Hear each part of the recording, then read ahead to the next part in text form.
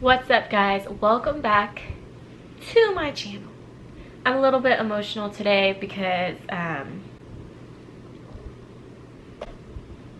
don't really know. So just like to say before I get into this whole video and the hour that I'll be talking, I'm not pregnant. I am not pregnant. I know the title of this video might be a little misleading. I am not going to go into my entire birth story, like stories, because I have 2 kids. I have this problem where I don't think about what I'm going to say before I start filming, so it's just an entire mess, and I'm just a shitty person. A shitty vlogger, I guess, is better term, because I'm a good person. Anyway, when we got pregnant with Bonnie, we were trying for like about 5 months before I got pregnant. And now that I'm older and wiser and I have greened a little bit, sprouted in my age, I've learned that your body really knows what it needs and, you know, if it wants to have a baby or not. And I was not healthy. We were always partying. I did not eat right. I did not exercise. You know, on top of that, God, he's the boss. You know, it's gonna happen when he wants it to happen, not when you want it to happen. So obviously, that's just how it, not to mention you have to be ovulating, which you only have a little window every single month to do that. And things like that I didn't know because I was young. Now, my pregnancy with Bonnie sucked. Me and my husband, who wasn't my husband at the time, he was my boyfriend, same guy, he's my husband now. We weren't doing good though. We just weren't good. He didn't like me, and in turn I was alone a lot. And he might hate me for mentioning that, but to be fair, everyone that knows me in person knows the story, and I don't care to bring it up. It's gone. Anyways, I spent a lot of my pregnancy with Bonnie alone. I went through a lot of things alone, and I was always scared and sick alone. And I don't know how this worked because I am such an emotional person. Like, I'm probably gonna cry during this video, which I need to rush a little bit because I actually do have to get to work. So I'm so sorry that I'm filming now, but tomorrow is a whole new day and I just want to get this one out of the way. And stop. Okay. I'm a very emotional person. But when I was pregnant with Bonnie, I was really, really good at holding those emotions in. For some reason, I was able to not cry when I was explaining to people how I was feeling and what was going on. And in turn, I actually didn't really explain it to anyone. I didn't tell them how alone I felt. I had maybe one friend that was there all the time when I was pregnant, who, you know, coincidentally was my friend because she was my husband's friend and then became my friend and stayed my friend. So she was probably the only one around that I would always talk to, which was weird. It's rare for me. I usually am very open and talk and vent to everyone. But since I didn't do that, I was just alone. And then when it came time to have Bonnie, I was in labor for 3 days. A few of those 3 days, he wasn't there because he just was working or whatever. I went through that alone. I mean, I had my mom there who had planned C-sections, so she hadn't dealt with labor pains, and I had my best friend there who hasn't ever had a baby. So I wasn't with people that understood, and I wasn't with the person that was the reason for my pain at that point. And it just wasn't a good experience. And after 72 hours of being in labor, they decided to have an emergency C-section because Bonnie's heart rate started to drop. And luckily, he had just got there right before they decided that. So we went in and had a C-section. And since it was an emergency C-section, I didn't get the full spinal tap. I don't know exactly what they do for planned C-sections, which I should because I had another one. But once they started cutting into me, I could feel everything. And it was just an awful experience. And I kept telling the doctor, please put me to sleep, knock me out. And they said it would be too dangerous for the baby. So as soon as they pulled Bonnie out, I looked at Carlos, and I just remember him, and his eyes were all big, and he's like, she's big. And then I blacked out. I think that since I was screaming the entire time, they were holding my hands down. They got her out and they just knocked me out. And in conclusion to that, I could not hold her. They came, and when I woke up, they said, let me try to latch her. And they put her on, she latched, and right away they were like, oh good, and they took her away. And I was like, what? Like, why can't she stay? My arms were working, but they would not let me hold her because I was so drugged up, I guess. But I felt fine. They said until I could wiggle my toes, I couldn't hold her. And I just remember them taking me to the room where everyone was waiting. My mom, my best friend's mom, and Carlos, who I didn't like because we didn't have a good pregnancy with her. And I hate saying that because everything's amazing now. But back then I did not like him. And I resented him, really is what it was, I think. But I came into the room, I hadn't even been able to hold her. Everyone took turns holding her, and I just got to watch everyone holding my kid that I hadn't been able to hold yet. And I resented them. I resented everyone. I hated everyone. I didn't feel like she was mine.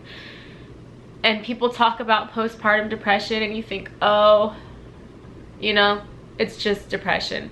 And you might get it like weeks after the baby or whatever, but I think I had it pretty instantly. I did not feel like she was my kid. And it wasn't her. It was that everyone got her, even Carlos, who hadn't been there. And I didn't think that that was fair. I suffered. I was alone. I was sick. I was tired. I felt everything. And when she came out, everyone got her. And I didn't. Until like 3 days later, you know, when you have a C-section, you have to stay in the hospital a little bit longer. So 3 days later, we were still in the hospital, and my parents were there visiting, and it was just them. And she would not stop crying. The nurses were trying to hold her. I didn't really want much to do with her at that point. And then my mom was trying to rock her and walk her, and I had a C-section, so I wasn't really moving around too much at that point. And then my stepdad was holding her, and she was screaming, and she didn't want anyone. And then my mom was like, okay, well, we're gonna go get food. And I'm like, no, don't leave. I didn't, you know, I didn't want to take her. I didn't know what to do. And they put her on me because they were gonna go get food, and she looked at me and she just stopped crying. And that's when I started. I mean, I loved her from the moment when she was born, don't get me wrong, but that's when I finally felt like I was her mom and she was mine. And she just stopped crying, and she was perfectly fine and went to sleep. So obviously Carlos and I, we had broken up, and we stayed broken up for a while. And I think being away from each other made us realize that we were supposed to be together. And by us, I mean him, because I wouldn't say I disliked him because of anything. I disliked him because he was gone, and I needed him, and for what he did when he was gone. Wanted to work things out. So a few years later, we got back together and we tried to have Jude. Now this time around, I had learned more about being pregnant and getting pregnant, and I got this app that keeps track of your periods and tells you about when you're gonna ovulate. I ate healthy, I got in shape, I knew what to do this time, and we got pregnant pretty instantly, and that was awesome. And my pregnancy was awesome. I mean, I was sick, and that was scary. I have this weird phobia of throwing up. Like, I just always feel like I'm gonna die. And I'm sure that's normal for everyone, but I have a fear that I'm gonna die. So being sick is like scary, and being pregnant is freaking scary. Anyway, found out we were pregnant. Everything was great. I told him, and he was so happy. And I remember with Bonnie, he wasn't, like, we had tried with Bonnie, but by the time we got pregnant, I think he was already kind of at the point where he was kind of over us. So it was more like we stared at each other and we're like, what just happened? And then once I got pregnant with Jude, it was complete opposite. We hugged and he was laughing because he was so happy. I wasn't, because I was scared. My pregnancy with Jude was good. I had a great pregnancy other than being sick and tired, but you know, that's pregnancy. What are you gonna do? And then I knew I wanted this one to be different. I wanted to hold my kid, and I made it a point to tell Carlos I didn't want anyone there when he was born, and I felt so bad because I didn't even ask my 2 best friends to be there. I was like, no, I want it to be us. This one is going to be different. I'm not going to have them surround him before I can, especially because I was going to have a C-section, and I was like, I didn't know what that meant. I didn't know if they wouldn't let me hold him until I could move my feet again. So I didn't want anyone there, and I was so scared. I thought I was going to feel everything. I was freaking out, but it was a really great experience. I didn't feel anything. I felt a little bit of tugging, which sounds scarier than it was though. And it was good. And then I had him, and they were like, you know, Carlos held him, of course, and I was okay with that. But they took us back to our room, and I was so excited to hold him, and we waited there for like 20 minutes. And I was like, where is my kid? I haven't held him. I haven't even seen him. I saw him when Carlos held him. I saw his face, and that was it. And Carlos was like, I'm gonna go ask. And his dad was in the room at this point. So he goes out, and like another 10-15 minutes pass, and he comes back in, and he goes, so, and he sits next to me and holds my hand, and I'm like, what? What? And he's like, they are packing him into a incubator, I think it's called, and they're gonna transfer him to Santa Barbara. And I thought he was like playing some sick joke on me. I was like, no, where is he? Like, what are you talking about? And long story short, Jude's sugar was low, and they were gonna transfer him because Lompoc Hospital doesn't have a NICU. And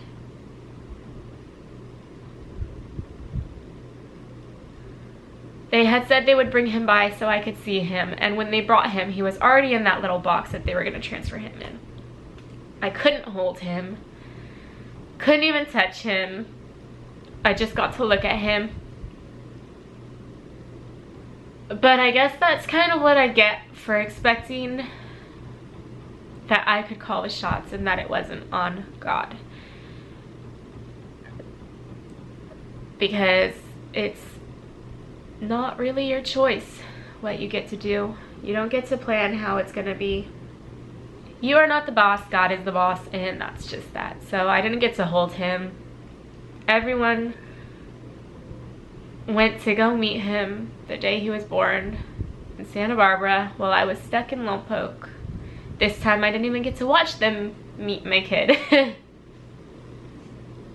Well, maybe it was my own fault expecting that I would make this time better by not letting anyone in the hospital with us, because I wanted that experience. I could sit here and blame people all day because his sugar was low. They said with the big babies that's common, and I had been in labor 4 or 5 times, and they kept pushing it off to wait for my C-section that was scheduled. And I sit here thinking, well, how'd you let him come when he wanted to? He probably would have been the right size. Doctors are not God. You do not know everything, no matter how much measurements you take or what. Maybe he was due before you thought he was due. Maybe some kind of math was wrong. I can sit here and put blame all day long, but I won't. So now here we are 2 years later, and last week I stopped taking my birth control, and I am so freaking scared. The whole point of this video is I want to mark every single thing about what we're gonna go through. But here I am sitting and being emotional because who knows if God even wants to give us another baby. And since, you know, the last two, I have grown in my faith a whole lot. And before I was like, oh, everything's up to me. We're going to get pregnant. I'm going to do this. And, you know, lucky for us, God decided to give us 2 kids already. But now, who's to say if he's going to again? So I'm trying not to get too excited because we do have our 2. We were blessed with that. And who knows if we'll be able to have another one. But I have had my surgery and I have lost a lot of weight. I am the healthiest I've ever been. And again, I know when to try and what to try to do to get pregnant. My biggest fear is not getting the vitamins and nutrients in that I will need, and maybe for some reason not being able to get pregnant.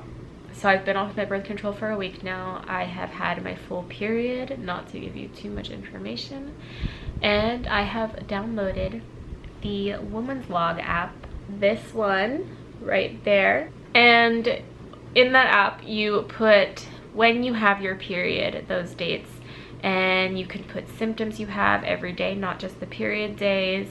And you can even take your temperature, because apparently your temperature goes up a little bit when you're ovulating. I don't know exactly, Google it. I don't do that part. But you put when you're having your period. See, those colored days were my days. It was extra long probably just because I have been on birth control for so long. And then it shows you a little flower on the day that you're supposed to ovulate if you are on track, because you're supposed to have ovulation just like 2 weeks or so after your period. But then it also has little purple flower petal looking things on the days around it. In those days you're supposed to like still be fertile, I guess. I don't know exactly, but I've used this app every time all the 2 times I've been pregnant, so I have it again. And I just thought I would share that. We did try to have both our kids, but we never told anyone we were trying. And I just thought I would, I don't know, kind of take down every step of the way this time. And hopefully that doesn't jinx it and make it so that we can't get pregnant or anything. Especially since I am post VSG, I would really like to document it if we do get pregnant, because I know that there are not many videos at all on YouTube about pregnancy after the surgery. I'm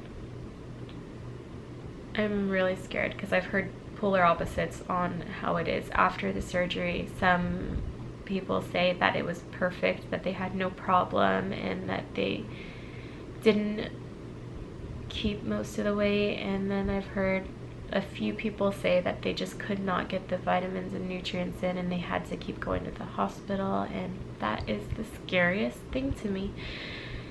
I'm already high on my vitamin A, which already makes me have fits of nausea, and like I said, that's kind of a phobia of mine, so I can't really imagine being pregnant. Not to mention I used to eat crackers all the time to kind of help with that, like as soon as I would wake up, and now I try not to eat that stuff, at least not before I've had my protein. And Sprite used to also help me, and I don't drink soda anymore, and I haven't since my surgery, and I don't want to relapse on that, because that is like the #1 thing to start growing your stomach.